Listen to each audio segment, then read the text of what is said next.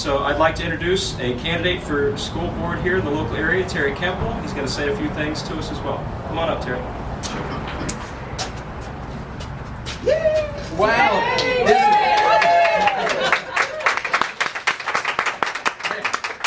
Thank you. You know, this is really great.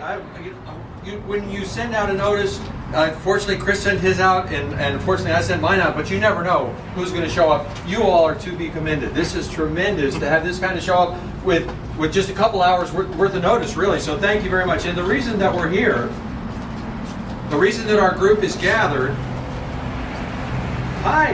the reason that our group is gathered is because this is going on in places, in legislative offices around the state. We are one not so small group. Actually, when we first started at 1 o'clock, I was thinking it was going to be a small group, but thank you all for coming. But we are just one of many around the state that are saying we need to stop Common Core. And a part of the reason that I oppose Common Core, I won't say more so than others, but one of the things that upsets me the most about it is the subterfuge, the chicanery that was used in the way that this was introduced in our state.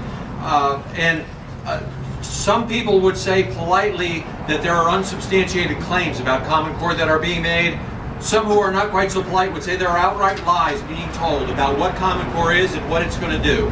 So, without having the time to go into all of those lies, there are plenty of websites. There's one here. There's the Florida Stop Common Core Coalition. There's the Florida Citizens for Education Excellence. There's Parents Against Common Core. All of them have a wide range of information that would explain to you exactly why you should be opposed to Common Core. One of the biggest issues is the loss of local control. So this is, although the proponents will say that this is a local or a state initiative, that's one of those unsubstantiated claims. I'm going to be polite. That's one of those unsubstantiated claims. There were a couple of governors, actually several governors, who were part of the original thought process that led to the establishment of Common Core. But this was by no means a state effort. This came out of a Washington, D.C. based policy group called Achieve. They created this under the auspices of a couple of other Washington, D.C. based trade associations that get 40% of their money from the federal government. So the federal government says they didn't put the money into Common Core because they didn't directly fund it. But the fact is they funded the organizations that funded the organization that created Common Core. So what does that mean? Well, if you connect the dots, that's federal control. So we've got control of our education in Washington, and the people here have virtually no control. We had a charade in Orlando a couple weeks ago where the State Board of Education adopted 98 minor tweaks to an 11,000 standard, 11,000 realm of standards. So 0.8% of the standards were modified, I won't even say modified, were tweaked by the State Board of Education. They use that as the shield, the cover, to change the name from Common Core to Florida Standards. And why did they want to do that?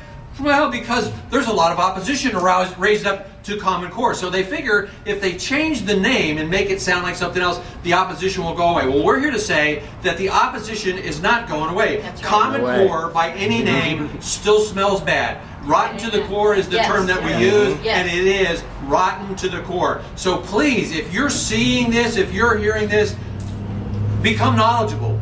Call me, call any of the folks that are here. Go to the websites that are listed on the signs that you see. Make sure that you make yourself aware of what's going on. And at the end of the day, when we get to Election Day, August 26th, and then in November, people need to know that there's a consequence to doing something that is this evil to our children.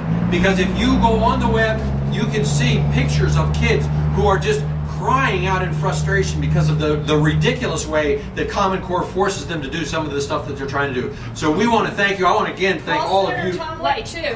Call your legislators. Yes, please. Call thank your representatives. You. Call your state senators and your legislators. We're here at Senator Tom Lee's office, and this is not saying anything about any senator or any representative. They are all voters just like we are. It's just that they vote in Tallahassee. We vote at the ballot box. We want them to vote in Tallahassee to stop Common Core by whatever name. So thank you very much for your time. And again, God bless America.